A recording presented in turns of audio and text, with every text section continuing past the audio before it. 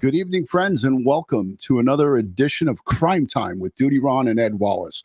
We are retired New York City police detectives and 9/11 World Trade Center first responders. If you like all things true crime related from the police detective's perspective, you're in the right spot. Hit that subscribe button, hit that notification bell so you'll get all things DutyRon and Ed Wallace when we go live or upload another video. Hey, tonight we're going to talk about the Delphi case, Richard Allen, trials day 7 and 8. We got a special guest, Lauren from Hidden True Crime. No, Dr. John is not here with us, but we are going to have him on another night when things start rolling in this trial, and we're going to also be guests on their show. So that's a hidden gem for us, Hidden True Crime. She's got that inside the courtroom perspective like nobody else. She's out there in the rain, and she's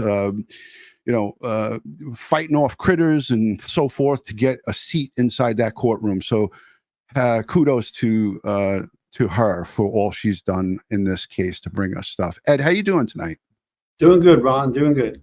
Hey, we got another special guest, Jimmy, a nice Irish guy, Ganello, right? Jimmy Ganello, retired NYPD forensics firearms examiner, ballistics expert. This guy is second to none, and I'm so happy to bring him to our audience and have him here for this case because it's such a pressing question as the defense and the prosecution fight back and forth about the ballistics and the gun linked back to Richard Allen.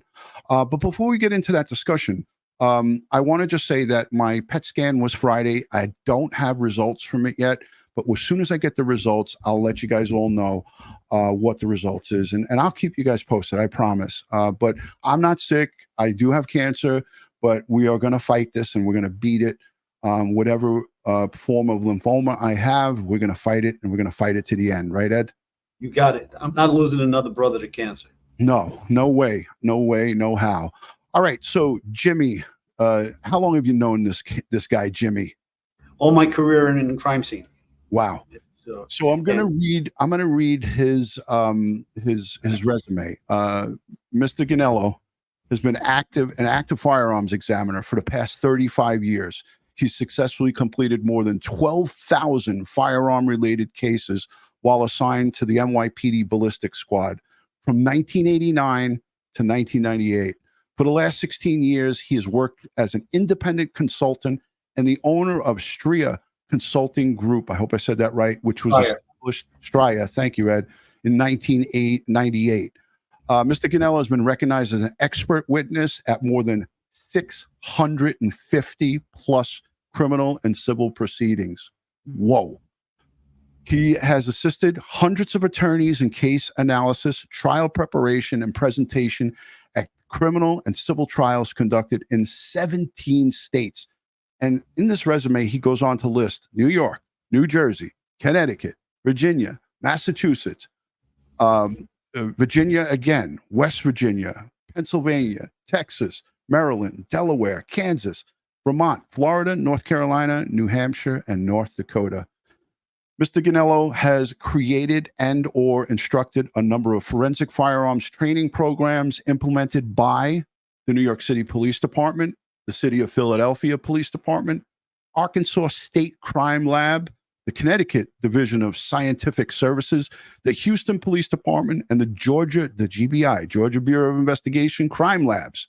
He's also recently completed a 10-year contract with the New York City Police Department, leading a group of training consultants, training members of the firearm analysis section in both basic and advanced firearm examination. Without further ado, the man of the hour, Jimmy, welcome to the show. Thank you for joining. Thank you, Ron. Thank you, Ed. How did I do with that? I know I screwed it up a little bit, but how did I do with that, Jim? First of all, I am Irish. My name isn't. I am Irish. You did fine. Striated, Eddie changed that up. It was Striated Consulting. Other than that, I appreciate it. Yeah, so we have a lot of questions, and we have a really special guest from Hidden True Crime. Lauren is in Indiana. She's in a hotel room. She's with an assistant. She's probably got some security with her because, she's a very popular gal. And I'm honored to have her on here to discuss this. But before we bring Lauren in, I wanted to play that short clip that we talked about before we started the show. We're going to discuss everything as it pertains to Richard Allen and the ballistic evidence that is bringing forward. Ed, do you have anything before I show that clip that you want to talk about? Yeah, no, just that, folks. You know, Ron always teases me about my Rolodex. So I went into my Rolodex, which is long and distinguished, and pulled Jimmy's name out. Now, I want to tell you something else about Jimmy. All right. And so, you know, I worked many cases with Jimmy while I was on my job. We did a couple high profile reconstructions cases together. And Jimmy was my forensic tool mark and ballistics expert on those. And I also, when we retired, we opened up our own companies, and we stayed in touch and consulted with each other. And when I got a contract to by the royal family in the United Arab Emirates to do a shooting reconstruction of a vehicle that the one of the Prince of Abu Dhabi was riding in, and was a up-armored Toyota SUV. I dragged Jimmy to Abu Dhabi with me. So, wow. You know, that's just saying all you need to know about Jimmy. He's a world traveler, just like Ed Wallace. There you have it. Let's play this quick video. It's only 2 minutes, and then we'll bring Lauren in from Hidden True Crime, and she's going to give us the inside the courtroom perspective. So let's play this. This is from day 7. I think this is important for everybody to see because it's going to set up what we're going to talk about. 7 hours of testimony on the ballistics report. There was just one witness today in the Delphi murder trial, a former Indiana State Police forensic firearm examiner. She was the one who conducted in 2022 that the gun taken from Richard Allen's house was the weapon that had cycled the cartridge found between the bodies of Abby Williams and Libby German. Wayne 15's Alyssa Ivinson and Marcus Truscio have live team coverage from Delphi to explain the testimony today. That's right, Dirk and Taylor. One witness on the stand all day in court today, the longest testimony of this trial so far. Alyssa, this was a very complicated testimony with a lot of scientific details. Break it down for us. Okay, so the main state argument and what we spent more than 3 hours on this morning was that the state police examiner looked at the cartridge, that's the unspent round that was found at the crime scene, and found what were called individual characteristics in 3 different locations on it, and that those characteristics matched the characteristics found when she test fired the weapon found in Allen's house, saying that his gun is the one that cycled that round out that was found at the crime scene. And so again, 3 hours spent by the state explaining the different parts within the gun of how they would make those marks and why they know it's a match. And the defense had some issues with what she was saying. They wanted a rebuttal. Tell me about their argument against the state witness. So one of the defense's main argument was the fact that the round found at the crime scene was just cycled, meaning it was not fired. It was cycled, popped out of the weapon. But she compared it to a fired round. The expert saying that the markings that the weapon would make on a cartridge would be the same. A fired round would just be a little bit more distinct, but it would still do the same thing if it's cycled versus fired. The defense also saying that there's a community that says ballistics is not a science. It's subjective. And you can't have a conclusive, definitive, 100% conclusion. The jury did ask 13 questions, the most questions they've asked of a witness so far, and another little jury update as well. One juror did not return from lunch. He was one of the alternates. The judge tells us that he had a family emergency.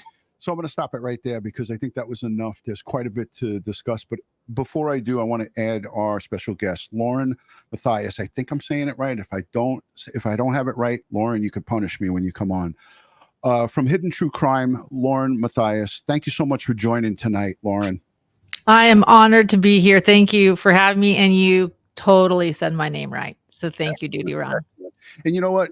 Ed and I have been watching you and your husband do all the different shows that you do from time to time. And, you know, what I like about what you guys do is you bring the facts and you do your research. And that's like what we do. That's part of our mantra here is that we're just going to give you it just how it is. We're not going to give it to you how you want to hear it. And sometimes people get upset with that, but it is what it is. But I wanted to ask you quickly because you were there on Friday and you've been there for throughout all of this. Friday was 7 hours. How do you stay awake, staying outside all night long and going in that courtroom? How do you stay focused, Lauren? You know, it's hard. In fact, I'll be honest. I've fallen asleep in the courtroom, nodding off, and that was happening Thursday, to the point where somebody saw and said, "Hey, look, I think I could give you a reserved seat." So I actually, people helped me out that day. Oh, that's awesome. And then we're actually, and you know, and I might ask for your help on this. We actually did just start a sign-up sheet, a Genius sign-up sheet, to see if people that are local would be willing to help me out by helping to save some spots for me. Because a few locals have brought it up to me. We would help supply everything, because I've been sleeping out there, and I told you guys this story before, but it was about 4:30 a.m. and all of a sudden I just was woken up by like just an absolute downpour of rain. I got up, I grabbed all my stuff, I went under the awning of the courthouse, and a police officer who stays there all night walked by and said, "If it's not raining, you're not training," you know. But so that's how we all are out there. We're definitely training. We are definitely training to, and by training, I guess, how to get into a very small courtroom that has no audio and no video that we want to hear. Yeah, and there's so many people who've been following this case because this crime against Abby Williams and Libby German happened in February of 2017. You know, February 13th, their bodies were discovered on February 14th of 2017. Their families want answers, and the people of Delphi, Indiana, they want closure on this case. And it's the fact finders are the jurors. The jury are the fact finders. They're the ones that get to hear the evidence. And when it comes to forensics, we have the best. Jimmy from the NYPD, he can answer all the tough questions. Ed, that piece that we just played, what was some of your takeaways from that? And what would you start out with talking with our guest, Jimmy, tonight? Okay. Well, first of all, the defense attorney saying there's not 100% accurate or 100% conclusive. No forensic science discipline is 100% accurate or conclusive. All right, so let's just get that out of the way. Okay, fingerprints, not.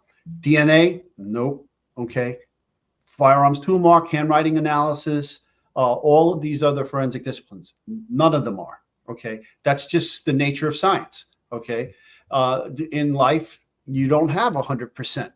Okay, and no one can testify to that, right? So we can't say that it's to the exclusion of like fingerprints. We can't say it's that person's fingerprint to the exclusion of everybody in the world, because everybody in the world hasn't been tested. Right. Yeah. So we can't say those things. They used to say them. So let me back it up a little bit and give you a little history of what happened here. In 2009, the National Academy of Science put out a report on the state of forensic science, and it attacked certain disciplines. Bite marks from skin, for instance.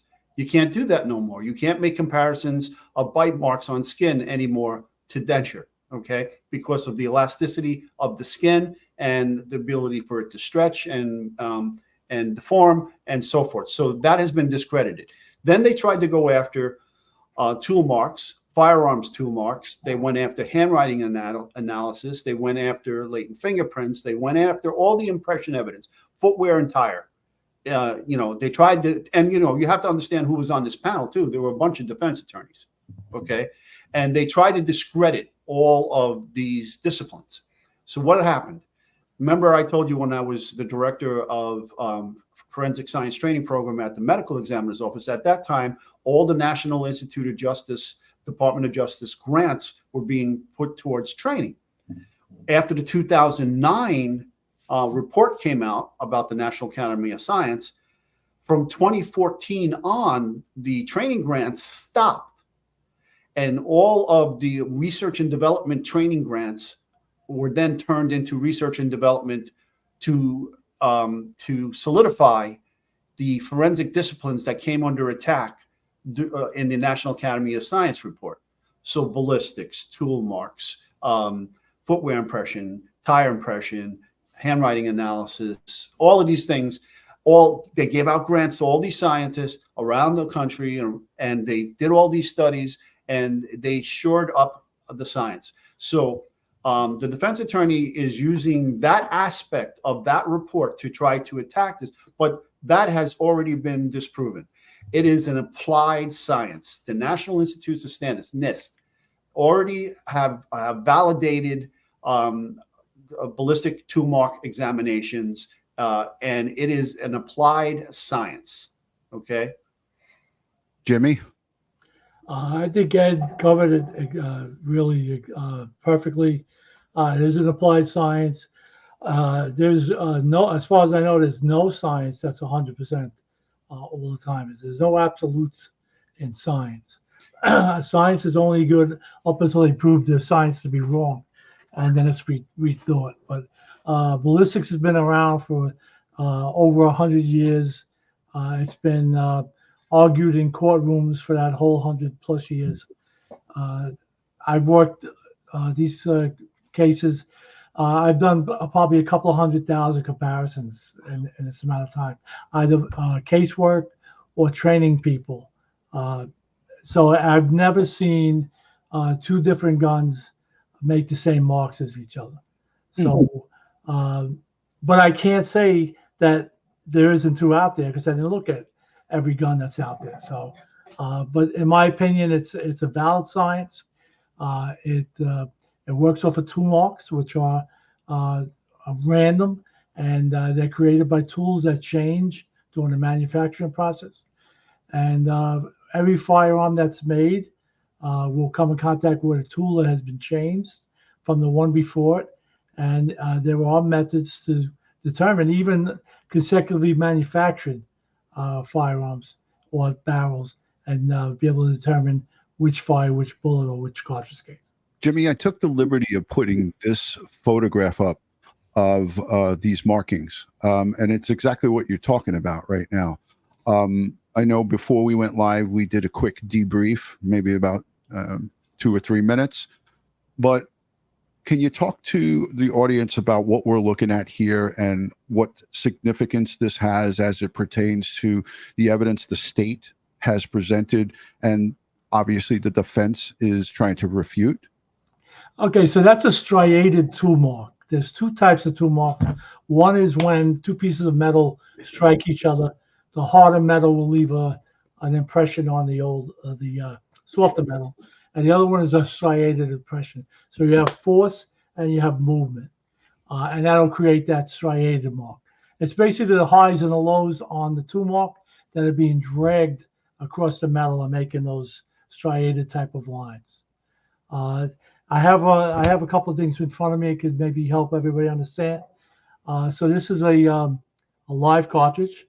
It has 4 parts, which is the cartridge case itself, which is this long part, the bullet that sits on top, and on the bottom you have a primer. Can you put that closer to the camera, Jim? How's Okay. that? Yeah, that's good. Perfect. So All right, this the primer to the middle. That's what ignites the propellant when you fire it around. And then you have propellant that's inside of this. So what happens is that round is usually placed in something called a magazine. A round would be placed on top of it and locked into place. If you wanted to load this weapon, it's not a real weapon. You can see the red in the front. If you want to load this weapon, you would insert the magazine, right? And then pull back on the slide. What that does is it lets the first one that's in the magazine pop up and be ready to be pushed into that chamber of the weapon. So when that comes forward, it'll strip off that first round and force it up into the chamber of the weapon. Chamber of the weapon is the part that's the cartridge sits into before it's fired. Okay. Now the process that we're worried about in this case is that a live round that's placed into a firearm and not fired, you would have to manually extract and eject. I'm messing up with the camera. Extract and eject that round, right? So there's a force going back that you're applying. It allows these tools. One is the extractor, which is a sort of a hook-like device that catches on to that. This is another mock-up. It's a bigger one. Say that again. I said it's a bigger one. That's Yeah, good. a lot bigger. So that extractor would come in and lock up on that rim. The rim is this portion of the cartridge case, and it sits in the chamber with the extractor attached to it like that. As you pull back on the slide, it'll put force on the extractor to pull it out of the extractor, to pull it out of the chamber and come in contact with the ejector, which is a small pin type of device that flips the cartridge case out of the ejector port, which is this hole that's cut out in the side of the gun. Right. So now that round will be extracted, ejected, and if there's more rounds in there, when that slide goes forward again, it loads up another round. Okay. Now, also, when you fire the weapon, it does the same thing. When you fire it, it gets forced back by the, as Ed and I were talking about before, it's every action has an equal and opposite reaction. And so the energy that's pushing that bullet out of the barrel is actually pushing against the slide of the weapon and causing it to extract and eject. I think, Lauren, I'm going to go to you next. I think the most confusing part for our listening audience is some of the people are like, how are they taking this unfired round and putting it back to that gun that they did the search warrant on Mr. Allen's home? How are they placing that and marking that back? And I'm speaking in layman's terms here. How is the experts in forensics being able to say that that particular round came out of that particular gun? I don't know if I'm saying it wrong, but Lauren, correct me if I'm wrong. Yeah, no, you're exactly right. And thank you. And first off, Jim, I just want to compliment you and just say, I just learned from you so much. I can't wait to share this with my audience following this Delphi case, because thank you. And a lot of what you said was sort of what Melissa Oberg, the expert witness, said in court, but it was just, it's hard to like hear. We're further back to see you demonstrate that was already beyond helpful and clarified a lot in my mind. You know, so what she said exactly, I have the exact quote here. I think it was the most profound quote from this day in court before defense, so before the cross and before the defense came on and confused us all. She stated, quote, I was able to identify item 314 as cycling item 16. So to explain, 314 is the gun that was seized from Richard Allen's home in 2022. And item 16 is the unspent cartridge, or I don't know how you say it, but the cartridge found the what? Live cartridge. Live cartridge found at the crime scene between the bodies of Libby and Abby. So she said, I was able to identify the gun found at Richard Allen's as cycling the cartridge, live cartridge. So she actually showed on the screen 3 ejection marks. The ejector is the tool that makes the mark. So she's probably showed 3 different ejector marks. Okay. And if I can explain for another second, I'm sorry to take this, but as that comes forward, it strikes the bottom of the cartridge, climbs over the rim, and then attaches on this side of the rim. So you have different portions of that you will come in contact with that extractor. Okay, so I have a really flimsy drawing that I made in court that I'd love to show you. Like, it was a photograph, it was a microscope photograph. So this is my. I've seen it. I think I've seen it. Did you? Yeah, I didn't graduate in art. We all know that. So this is my attempt. Lauren, I'm putting you full screen. Okay, so let's see if I can find it. Sorry. Okay, do we see that? Yes. Yep. Those circles were where they were. That's what she showed us. That was found at the crime scene. That's what it looked like. Okay, but we have a little vocabulary issue here. Okay. So there are numerous types of tool marks that are found on ballistics. One of them is an extractor. Okay. And another one is an ejector. Oh, okay. Okay. So I do know they're 2 different things now. Okay. So this was ejector. No, that's not ejector. What you're showing there is on the rim of the Jimmy, you handle it, Jim. Yeah, handle it, Jim. Yeah, I'm listening. The extractor will go along the rim of the cartridge case, right? The ejector will come off on a different angle to create that motion of it being forced out of the hole, right? So the extractor is always in the same spot, and so is the ejector. Okay. So just by your drawing, it's probably a combination of extraction marks and ejection marks. which we call cumulatively as it just went right out of my head. Cycling marks.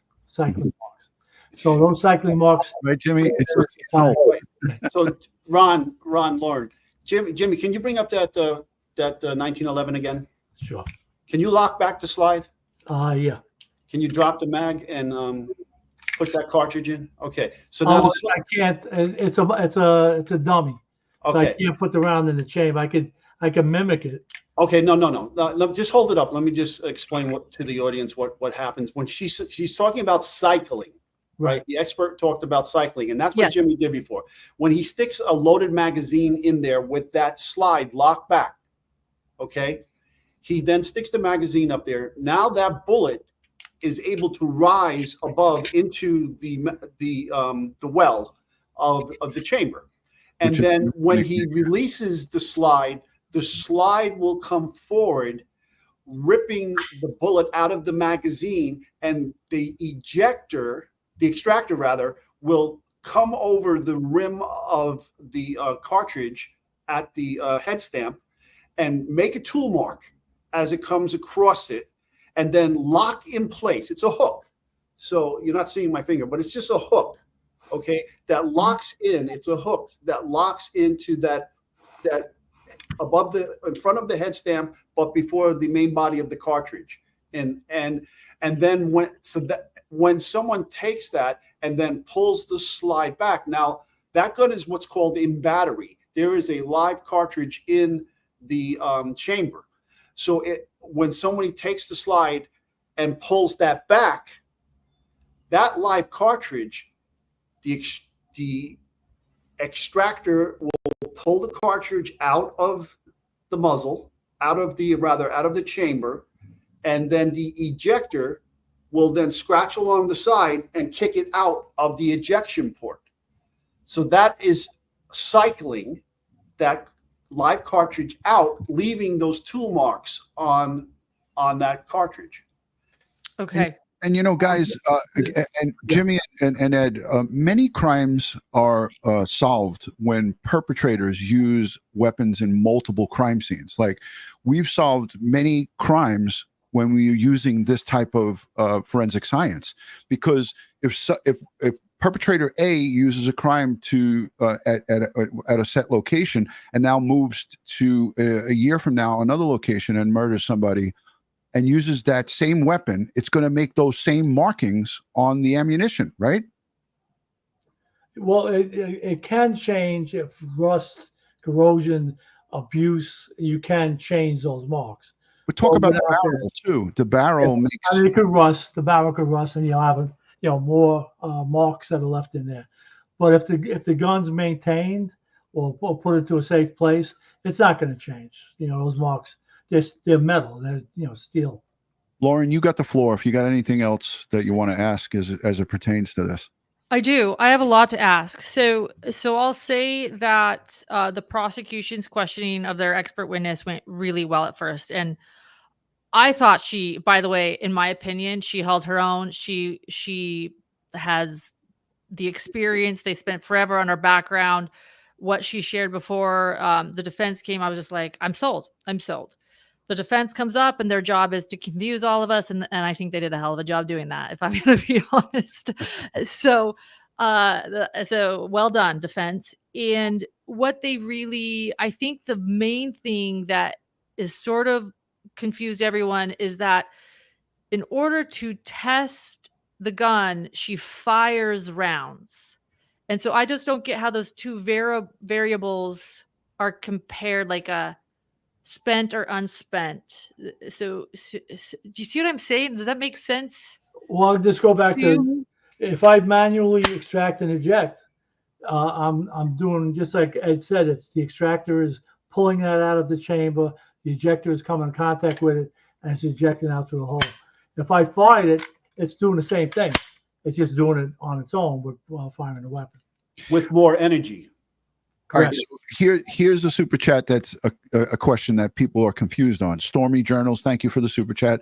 I thought the bullet was never used or even in the gun. Am I wrong? So now can the bullet have these marks? Okay, I believe she means the cartridge, the whole object. If that was not in a firearm, it would not have those marks. Those marks are made by a firearm. So, Jimmy, it had to have been in a firearm and ejected, as you just demonstrated, at that location. It didn't just drop out of someone's pocket. No, it wouldn't. Even if it came in contact with like a piece of metal or concrete, or Eddie will tell you these things end up in all different places. You're still going to have the original marks from the gun, unless it was never put into a firearm, and then it's just factory marks, whatever happens to be on it, but nothing like that. So to clarify that, because this is a big question too, and I did a really poor job on my channel trying to explain this as well. So to clarify, you can have a round in a gun, and if you take it out of, like in the magazine, let's say, and you can, and correct me if I'm wrong, this is what I'm stating for clarification. You say you're completely wrong or you're right, but you can have it in the magazine and simply take it out of the magazine. But if it's up in the barrel of the gun and it's ejected, there's a mark. Okay. Is that? Let me explain. So, Okay. So this isn't the right round for this magazine, but to illustrate, so it sits in the top of the magazine. It's spring loaded, like a Pez dispenser. Remember the old Pez dispensers? Oh, yeah. It would pop up and it would stay in that position because that exposes that part of the cartridge to the action of the gun. Can you show that up close, Jimmy? Yeah. Yeah.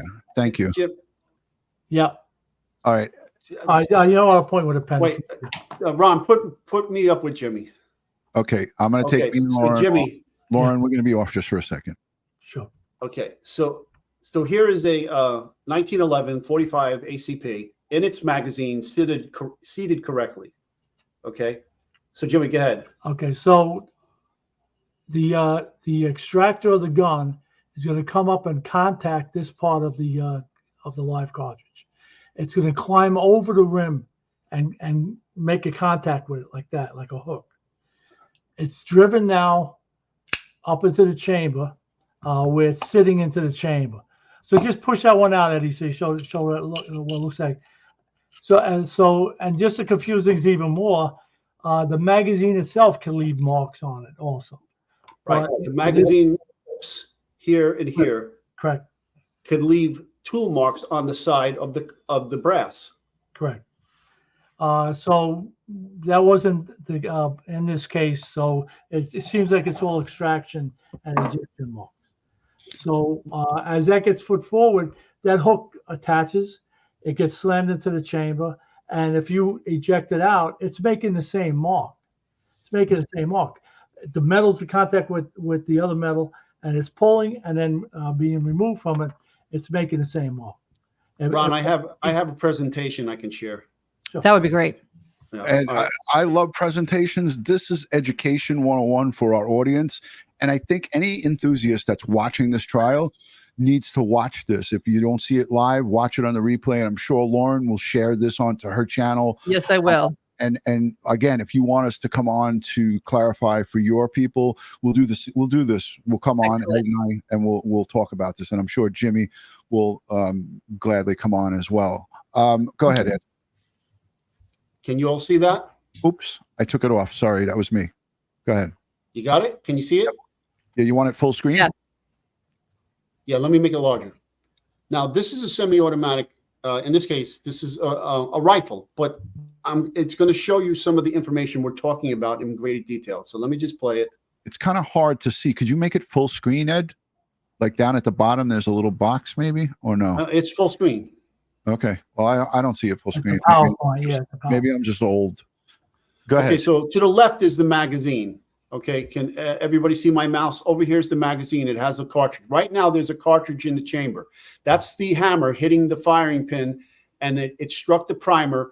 Now, this is the cartridge case being pulled back by the ejector, and then the extractor, rather, and then it hits the ejector, which is this little hook right here, and kicks it out of the ejection port. Now, if the mechanism goes forward again and then strips another live cartridge out of the magazine and puts it in the chamber ready to be fired. Okay, let's play it. I'm old. I don't know why. I just can't see it good, but it's fine. Just play it. Let me see if I can make this larger. How's that? No different. Can you zoom in, like, and make it? Yeah, I don't know. Eddie, I know what it is. Go up to the slideshow and just press the slide that slide, and it'll come up by itself. Go up to slideshow. All right, let me escape, and I'll go up to slideshow and do that. Okay. And then I can show you and what do you want me to show? Go to slideshow. Yeah. Right, and then you click on it. Right, it'll tell you different choices. Right. Right, you have the choices. Active slide or slide, present slide, something like that. Yeah, it says slide setup, hide slide, reverse slide. All right. I can't see your choices. No, from current slide. Slide. That's correct. Right. And now when you press it again, it'll come up on that slide by itself. Full screen probably if you press it again. Yep. You got to double click it, Ed. Hold on, let me Double click the image on the left, maybe. hold on. It's a video. Hold on. This is why I love live videos. We have these little snafus. I'm just trying to make it so people could see it, because me personally, I can't even see. I mean, I get what you're saying. You can't see it though. It's not projecting. You don't see these mechanisms here. I'll go. We're not seeing the video. Can you? What's that? We're not seeing the video part. All right, hold on. We can see it. It's just smaller. Right. And plus, it's frozen on that one spot. All right, hold on. How about the play? Press the play button. Hold on, Ed. I got something for you. Stop breathing down my neck. Pardon my French, but you're an asshole. Pardon my French. You know what? You can see it pretty good there. Yeah. Yeah, now it's working. Lauren, I agree. That's lighter, and now we could see it. Yeah. Okay. All right, I'll go full. Okay, so the trigger's to press. Hmm. It releases the hammer. The hammer is going to come forward and hit the firing pin. The firing pin is going to strike the primer. The primer ignites the gases of the powders and pushes the bullet. The pressure pushes the cartridge case back. Now, what ends up happening is the extractor pulls it out, and then the ejector kicks it out of the ejection port. You got it backwards, Eddie. What's that?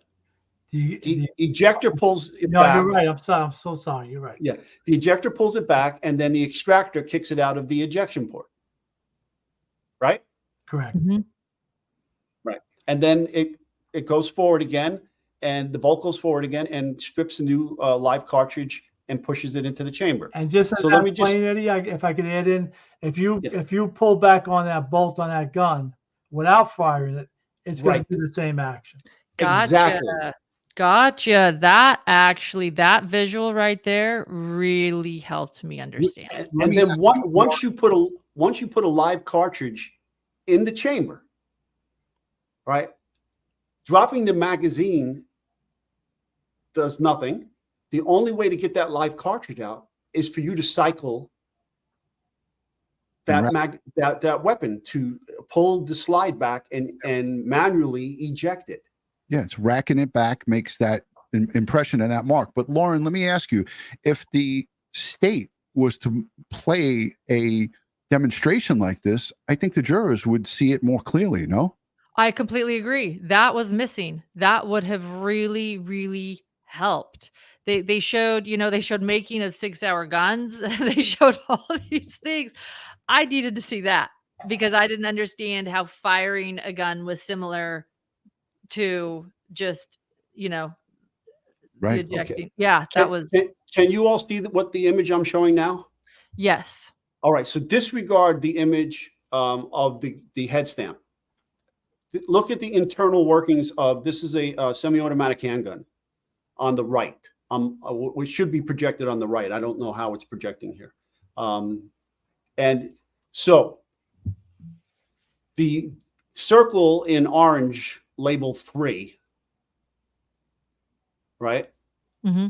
That is the extractor. Okay. Okay. That's the little hook that goes between the head stamp and the rim there. The green circle labeled number 4, Mhm. is the ejector. So when this slide pulls back, this ejector here pushes that cartridge out of the gun. Okay. This, in where my mouse is in orange, is holding the cartridge by the rim. Okay. Everybody understand that? Yes. Yes. Jim, does that work? Yeah, exactly right. Okay. Okay. Wow. This is I feel seriously so helpful. They need this for the jury. Honestly, we were left with so many questions at the end of the day. It was like we were we were understanding everything up until lunch, and then we come back, and then defense begins, and it's just so confusing when we learn about how it's tested. And I want to say that the witness held her own. She did a great job. But so did the defense. So did the defense. The Indiana State Police retired forensic expert, Melissa I think it's Elberg is her name, right? Yeah. Yeah. She has a impressive resume, and She does. she's conducted many forensic examinations. And I think I have a clip here where they talk about that. But you're inside the courtroom. You're sitting there in the audience, and it's a small courtroom. No, it's small, or is there a lot of people in there? Odd. There are very few seats, but it's an old courthouse, very extravagant, old courthouse, turn of the century. And so the ceilings are like 25 feet high. And so it's big and it's small. So it's hard to hear things, and you're kind of sitting far away, but Right. there are also very few seats, and we're sleeping outside to get in. So So Lauren, I want to ask you too, from your perspective, did it appear to you on Friday, day 7, that 7-hour testimony by Melissa? Were the jurors, I mean, I don't know if you want to talk about this, but were the jurors really locked in on this, or were they being lost by the legal mumbo jumbo and the forensics, in your opinion? No, I can certainly answer that. They were locked in. This is a locked in jury. And, this is a case, this is a trial where they're allowed to ask questions. And so you can always sort of gather how locked in they are and what they're thinking by their questions. And they had a lot of questions at the end of this testimony, mainly being some of the questions I've already posed to you today. And they were certainly listening. Of course, this is Indiana. I don't know which jurors understand guns and which don't. I mean, those that really understand guns might understand it better. But I think, again, this is what I felt. I felt that Melissa Oberg was an excellent expert witness. She held her own. She was tough. She had an answer for everything. She's actually been a witness at over 100 trials, so she's clearly had experience. Right. But this defense is a great defense. And when they kept pushing and they kept explaining things like how different organizations sort of have issues with black box studies, or not enough black box studies in tool examination or tool mark analysis. I agree with you. Like, science is always moving and growing. Like, science is always expanding. But I think that certainly caused some confusion when they heard about people criticizing the lack of evidence or needing more black box studies. That kept being a thing, and the president's counsel having issues. I can't think of the exact name of the organizations. Is it CCAST or PCAST? Anyway, they're throwing out all these organizations. You're laughing. What, Jim? Tell me. PCAST. Okay, yeah. PCAST. I knew it was like CCAST. Just as an example of PCAST, there were, of all the people that were on the panel, there were no firearms examiners. So it was all lawyers and community people and stuff like that. So take that with a grain of salt. So. Yeah. I have one more thing here. Maybe I could, so that everybody can see. Mm-hmm. All right. You go full. All right. The gun, hold on. The gun is empty. Oh, see through, goes all the way through. Right. It's empty. All right. Empty. Now, let me, hold on a second. Let me get a flashlight. he wants to really highlight what it's inside that chamber that's making those marks. I know exactly what he's going to show here. All right, let me get him full. You can hand me that. Bear with us, folks. All right, Ed. All right. So, there you go. So up in the corner, you should see the ejector. All right. And then let's see if I can get this right. Yeah, but you right down here, you should be able to see the extractor. I see it. Jimmy, can you see it? Yeah, it's blurry, but it's it's Now you see them both. You see the ejector on the upper and the extractor on the bottom. Right. All right. If I could add something, that extractor is on a spring. Right. So it's sitting that close to the breech face without a round in there. If you have a round with a rim in there, it's going to be sitting on the on the rim. So it's going to be away from the breech face itself a little bit. So it illustrates it without a round in there, but if you could somehow see with a round in there, that extractor would be out further. Right. For the live audience, just so you guys know, Ed is in a hotel room. He's traveling as he usually is, but he's not in Morocco. He's not in Burkina Faso. He is here on U.S. soil. But if he was in his studio, that imaging and all the stuff that he's showing you, you'd be able to see it better. But Ed, thank you for those visuals, because again, for the people who are invested in this trial, and there's thousands, arguably tens of thousands of people who watch. Lauren, you could go live from your car, and you have 2,500 people watching, and everybody is on this edge of their seat as it pertains to this, because look, we want justice for these victims, Abby and Libby, and the families who are left behind. This is what it's about. And the burden of proof, as we know, is on the state, and it's up to the state to present beyond a reasonable doubt to the jurors that Richard Allen, in fact, murdered these two young teenagers. And at the end of the day, this is what they have to do. And however they have to do it to get there, whether it's boring, whether it's long and tedious and 7 hours of testimony, they feel it's necessary. And Jimmy, talk about how important this is as it pertains to this case and other cases to present the science. Well, it puts the gun in the same location as the live cartridge.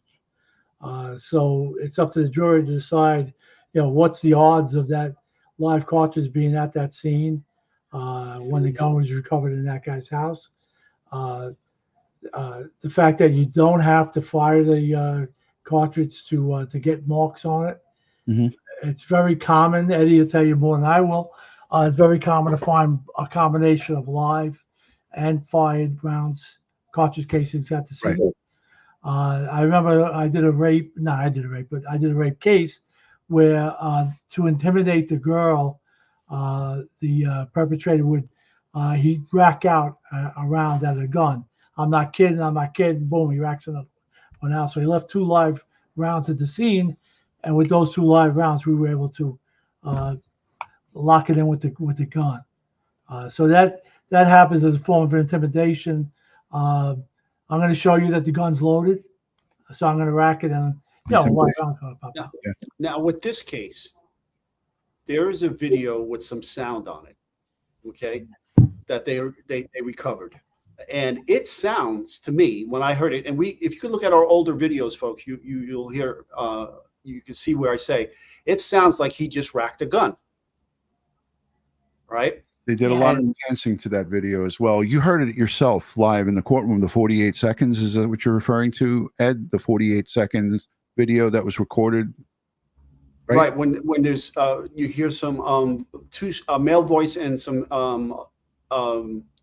and you hear a sound, it sounds like they're racking a gun. So if he had his 40 cal with that cartridge already in the chamber to intimidate, and maybe he forgot it was in that chamber, and he racked it, thinking he's putting a new round in there, and he ejects that live cartridge. There it is. There you go. Okay, that's the explanation. Now, when I travel with my gun, all right, I have to follow all the Department of Transportation, CFR 49 rules for flying with the firearm. The gun has to be unloaded and locked, all these different things that I have to go through. But I have to take the cartridge out of the chamber.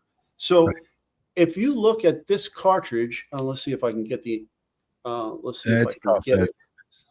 All right, but if you look at this cartridge, you'll find multiple extractor and ejector marks on this cartridge. Wow.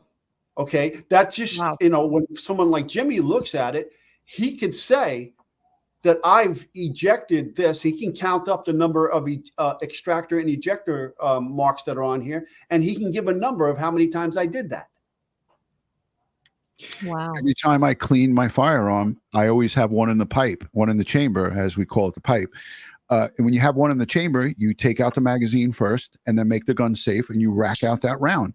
I always catch that round or it falls on my desk. I take it, put it aside. I visually inspect the weapon to make sure it's unloaded and there's nothing in the chamber. And I disassemble it and I clean it after I come out of the range. We do that, as Ed said, when we travel. When I go to Vegas or if I go to California, I leave New York, I do the same thing. My stuff gets everything gets racked out, and you got tons of markings on there. Ed? Yeah, but I never put this back on top of the mag and reload this. I would then rotate. I rotate my cartridges. So this is, we go back to the bottom of the cartridges now. Right. Yep. I can say this is the three of us are retired detectives. The three of us, as police officers, had automatic weapons.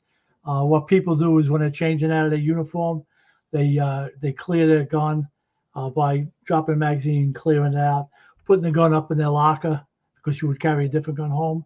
Right. And in the morning, 99% of the cops would just push that first one back in the bag and reload it. So you'd have, I've seen plenty of police-involved shootings where multiple extractor marks on that cartridge case because the guy just kept putting it back in the gun, and then finally he shot it, and those marks are all there. Yeah, we're getting close to the hour mark. Lauren, hold that thought. I want to thank everyone who's given super chats, and I'm going to go quickly over these. Thunder Horse, thank you for becoming a YouTube member. Debbie, thank you for becoming a member. Schmitty, we appreciate you. Thank you for becoming a member. YouTube Bad Actors, Ron, sending you love and positive energy. Cancer is the worst actor, and I stand with you.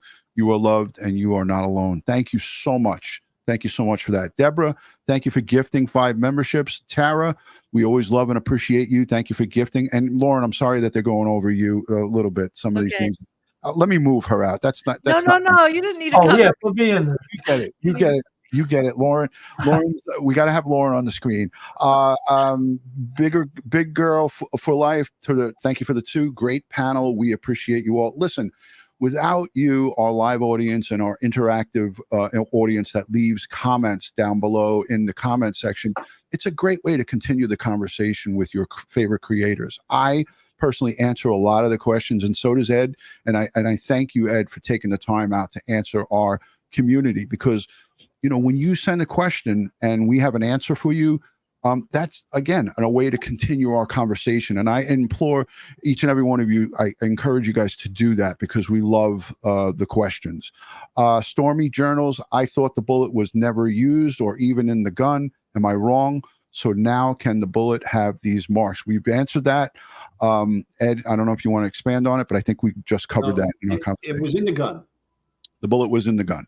Now, you're calling it a bullet, but technically the term is cartridge. It's a live cartridge. The bullet is the projectile. Right. But I'm talking in layman's terms. Most of the people understand what I'm saying, and that's the reason I'm saying it. But you're right, Ed. But when the bullet is fired, it's going to get a whole nother set of tool marks left on the bullet, on the projectile. Right. And the bullet is the ending piece, Jim, that you showed of that big cartridge. You want to put that up again? Yeah, it's correct. The bullet is the part that exits. There you go. There you go. Bingo. You can even see there's rifling on this mock-up. Hold on, let me get you back. Yeah. There's rifling, and you can see the striated type of lines that mimic what's left in the barrel when the gun is fired. Right. Every barrel has those markings in it as that projectile goes through it. Let me continue with these super chats. Erica, an ejection cartridge versus a round that's been shot, not comparing apples to apples. The shot round expands the cartridge. Thank you for the super chat. I think we explained it really good here. I know that these chats came in before we had our discussion. Star Craze, why couldn't she replicate the markings by just racking the gun?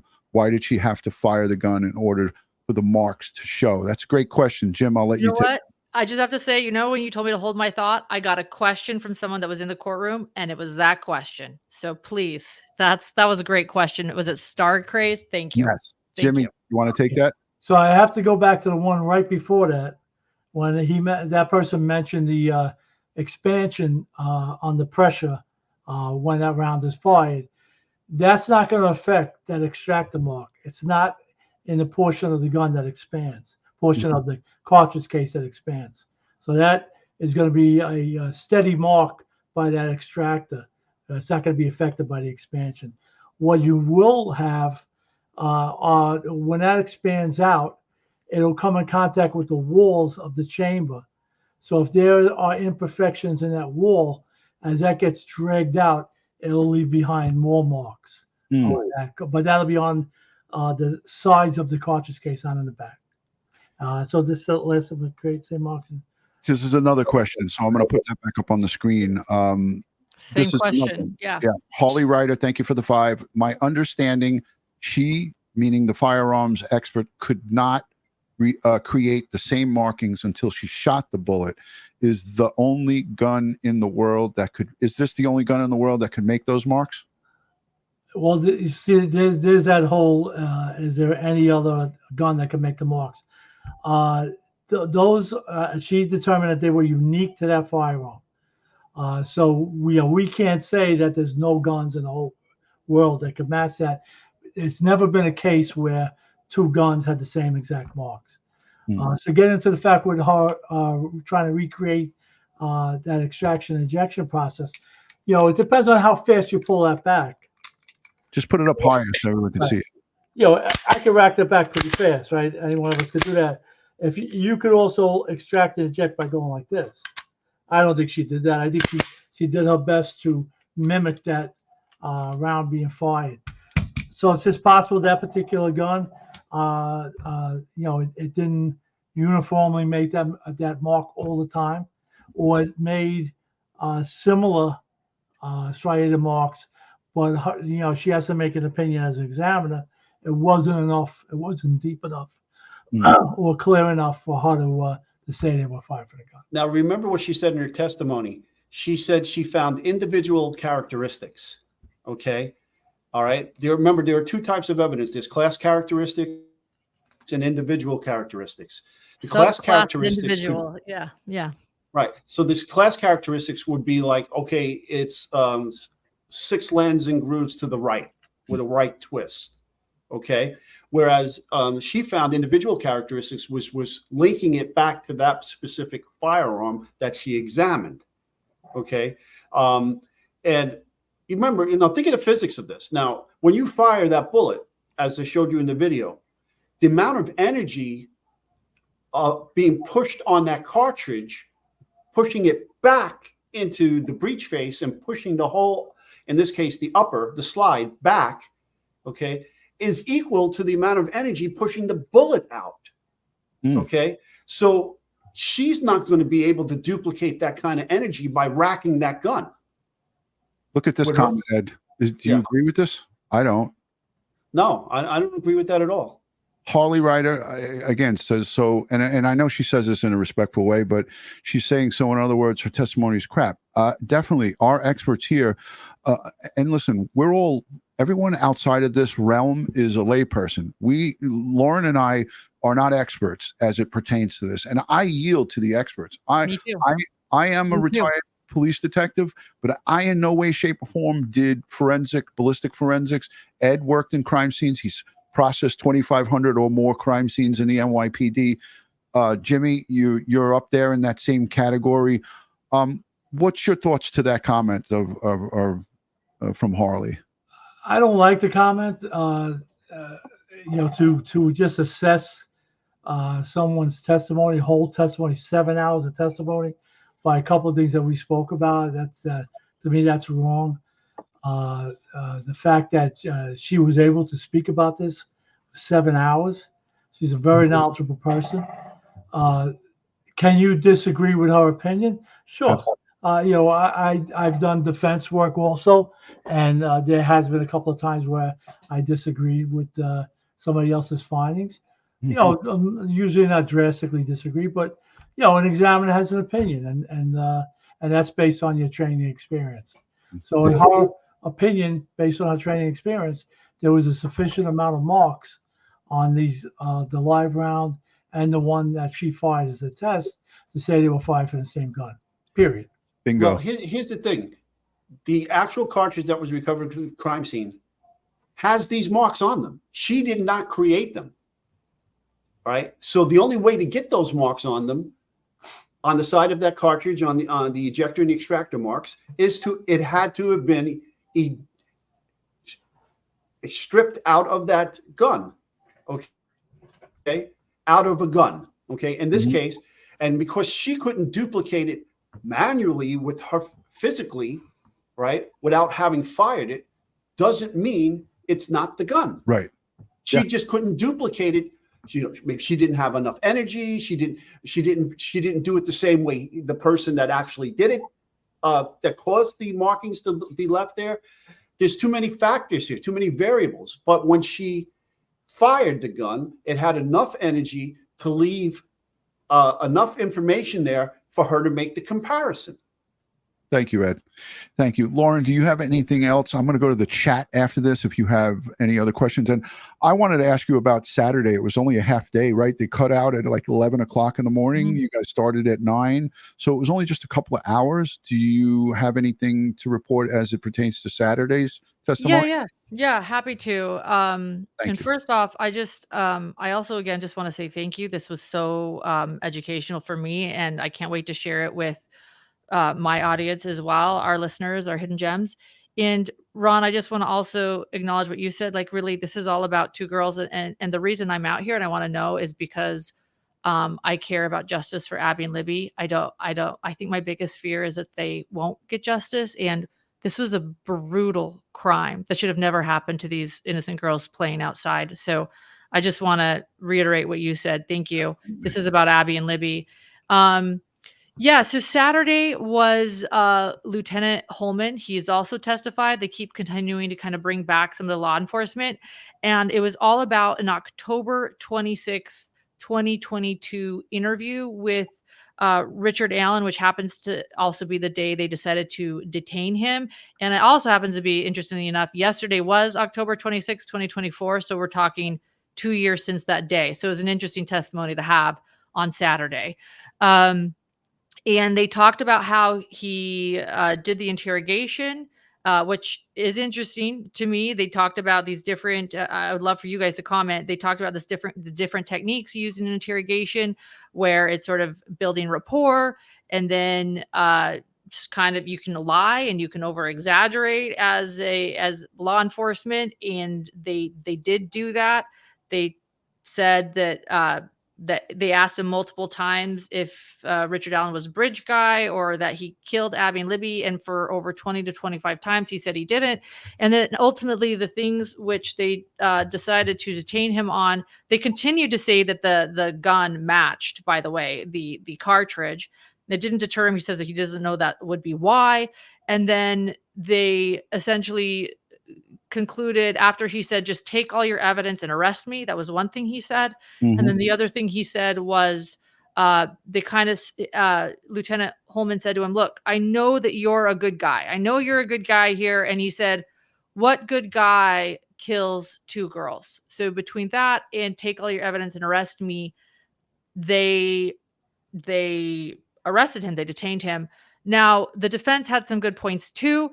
The first thing they said is, you claimed that you read or reminded him of his Miranda rights. Why is that missing from this interrogation video, which we haven't seen yet? We're allegedly going to see it next week.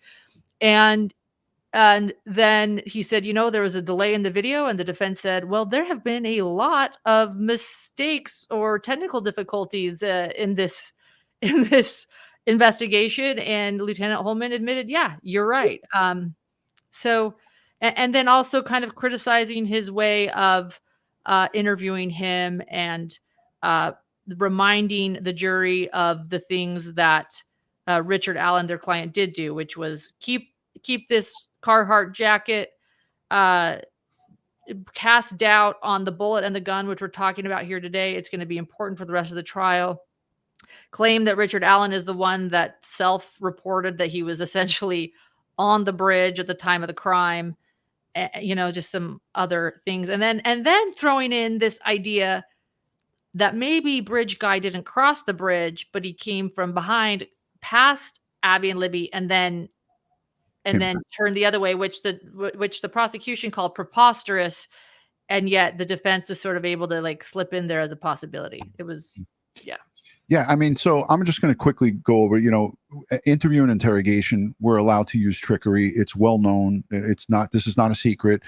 We saw it with Stefan Stearns. The investigators told him, "You're a smart guy."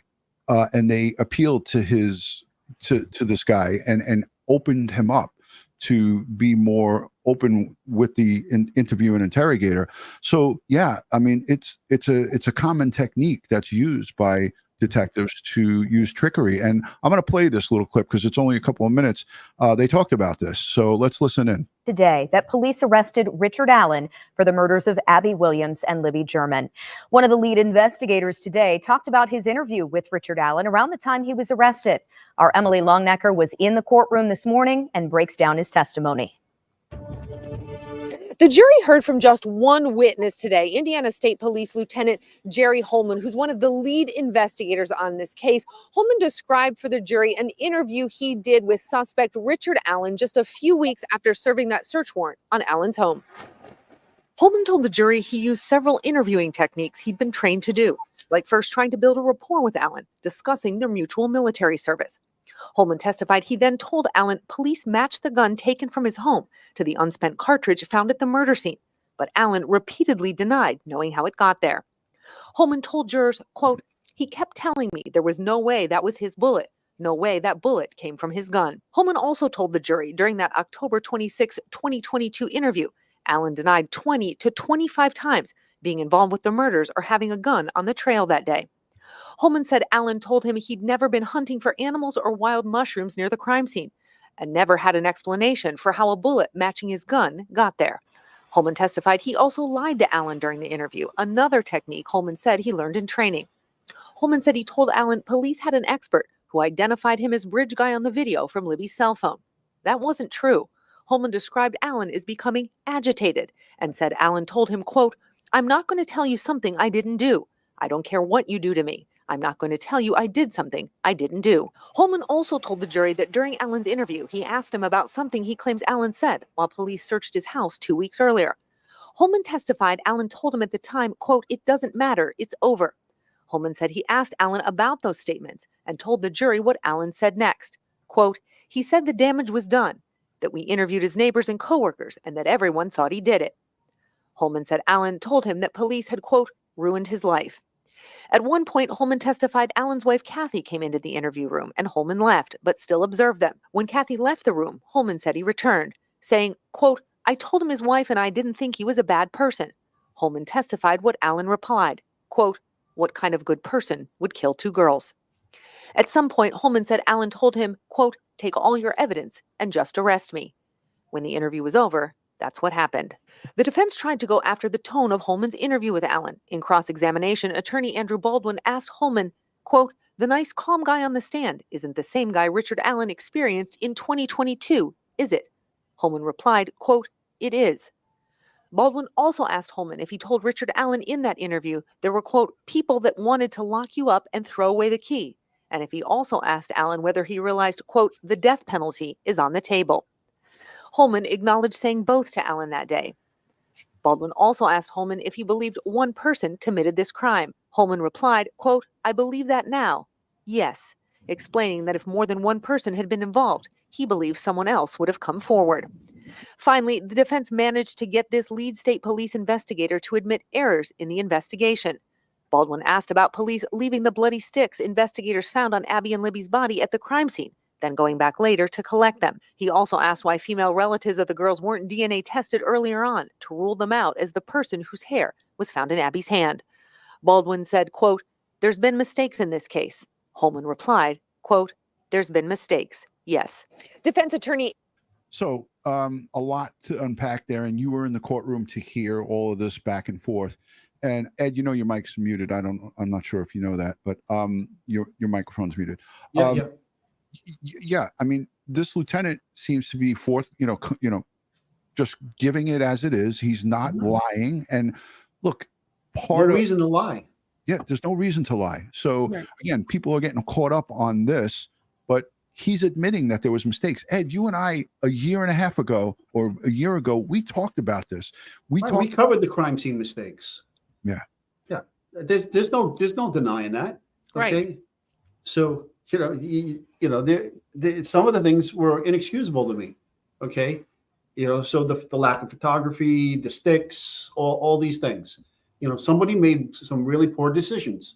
Right. Okay. And it was way out of standard. Okay. Can't fix it. Yeah. Crap, garbage in, garbage out. Can't fix it. Exactly. No. Lauren, you're going to be at the courthouse tomorrow. You are going to get a good night's sleep, I hope. Yeah, we actually do have someone who is standing in line for us. This is the first night we're trying this, and some wonderful, wonderful residents here in Indiana volunteered. And so we're going to make sure they are warm and just thank these. I just have to say the locals here, this crime has truly affected this community, and they want justice for these girls, and they are doing so much because there is no audio and there is no video. They are helping all of us in there so that we can be able to be the eyes and ears of the courtroom. So luckily I'm going to sleep well tonight. The other nights we'll see, but we're going to try this out, and we're so grateful for them. It makes me feel better that you're getting a good night's sleep. So this way you could be even, more sharp in that courtroom. Yeah. Like I said, when you're out there, it's difficult to stay up and really stay focused, but I know you did a great job. And with your permission, can I share your channel here on the screen with the audience? I want to do it. So here's Hidden True Crime. As you guys see, I'm subscribed here, and you want to make sure when you subscribe, you hit the all, because sometimes it gives you personalized, and you don't want that. You want all. And there's her husband, Dr. John. He's a psychologist. He's not a forensic psychologist, right? He's a psychologist. He is actually. He's a clinical and a forensic psychologist, and he's been assessing criminals for 30 years. Yeah. So as you can see, here's her latest one from, I guess, her upload from a day ago. I think it was probably earlier this morning. It says a day ago, but I watched this before we went live, and here's them in the studio. You guys are in the same location, but just different camera shots. Yeah. We've learned people always want us sitting side by side together, but we've learned it's just easier to do split screen in separate rooms. So that's what we do. There you go. I love it. I've been watching you guys for probably over a year now. So wow. I'm a big fan. I'm happy that you answered, and I sent, because I didn't have a way to get in touch with you. Now we've exchanged cell numbers, and anytime that you need anything from Ed or myself, you just reach out. Any questions that you want answered, I'll share Ed's, with your permission, Ed. I'll share your number with her and Dr. John. I want to go to the chat. Hashtag Lauren, hashtag Ed, hashtag Jim. If you want to ask me something, hashtag DutyRon. Let's go for a couple of minutes and look at some of the chatters.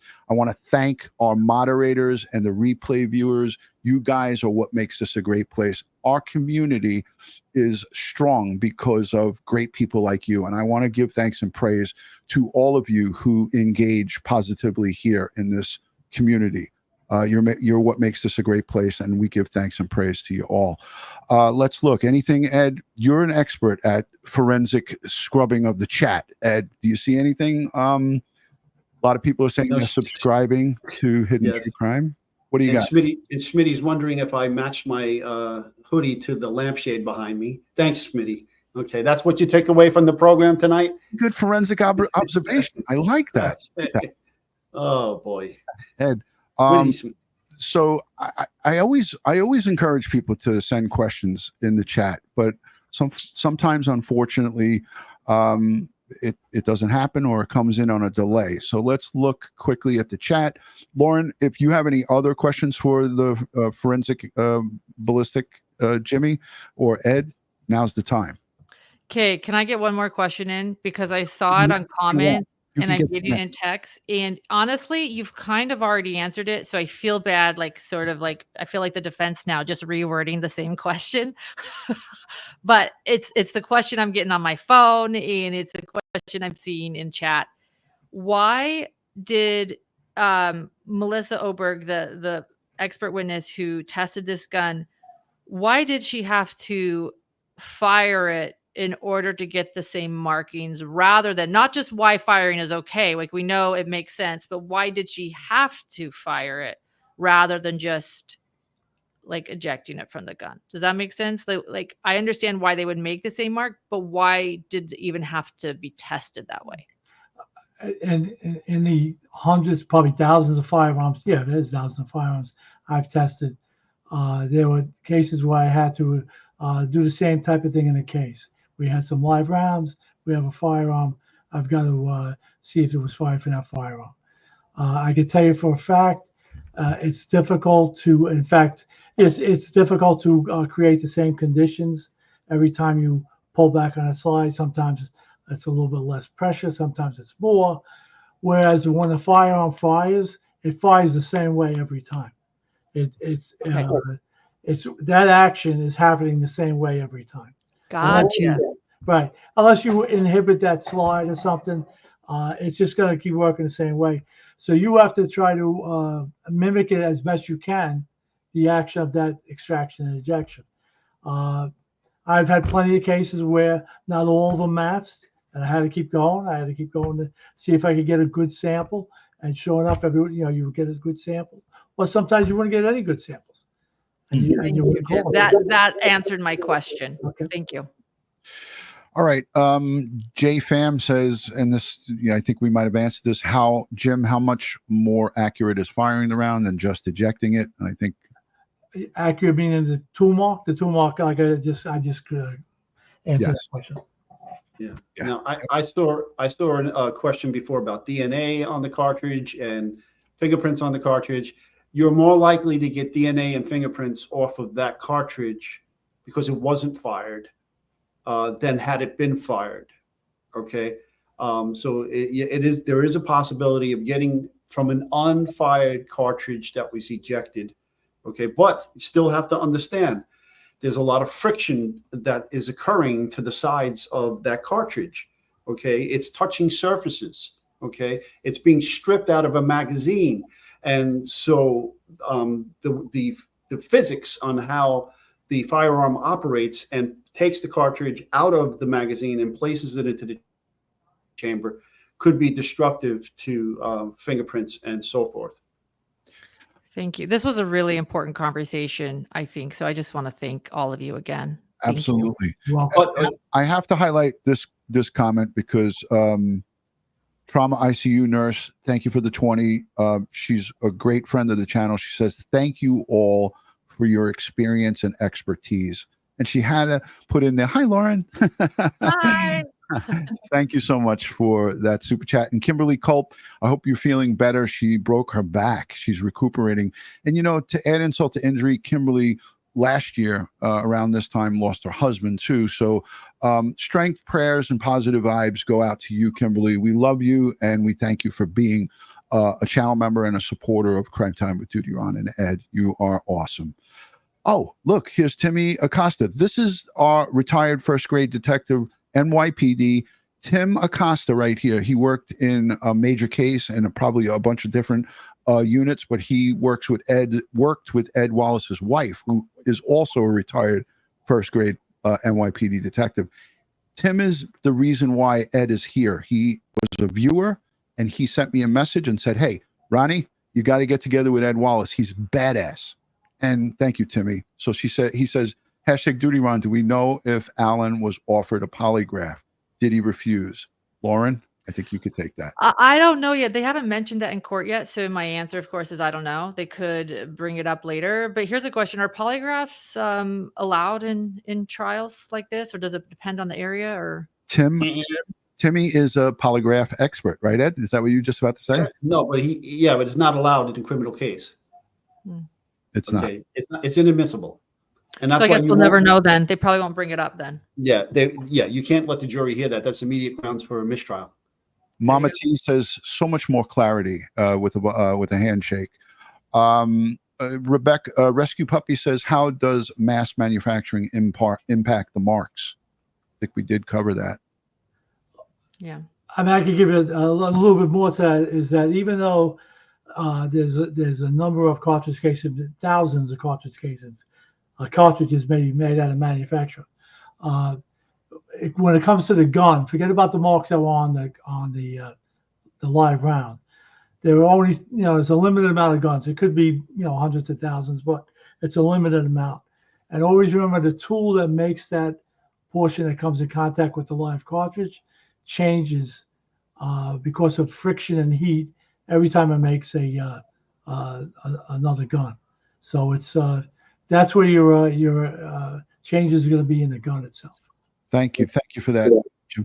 So here's Timmy. He's a polygraph expert. This is what he does now in his retired time. He said it's not allowed, but they won't bring it up because law enforcement will use it to eliminate a suspect. So there's the answer to that. Lauren, I want to thank you for taking an hour and 21 minutes. I know you're probably exhausted. Let's continue to keep in touch. And if you do have, like I said, any questions along the way, reach out to me. I will send you a text message with Ed's cell phone. You can hit him up as much as you want as well, or you can come, ask me and I'll ask him, whatever, however you want to do it. We love and appreciate what you and your husband do on your channel. Everybody go over there and subscribe to Hidden True Crime. They're at the 217,000 subscribers. They should be at 1,217,000. You guys are doing it. So thank you so much for supporting. Ed, I know I always like to get final words from you, so we'll go to you, Ed. Well, first, Jimmy, I want to thank you for coming in, Lauren. Thank you. Jimmy, you can put your overtime slip in with Ron. Take cash, not time. Okay. All right. Folks, thanks for being here. Thanks for sharing almost an hour and a half with us. I know you can go to many different YouTube channels to get your true crime fix. But thanks for sharing with us. Thanks for putting the word out about us. And always, as always, be safe, be prepared, and watch your six.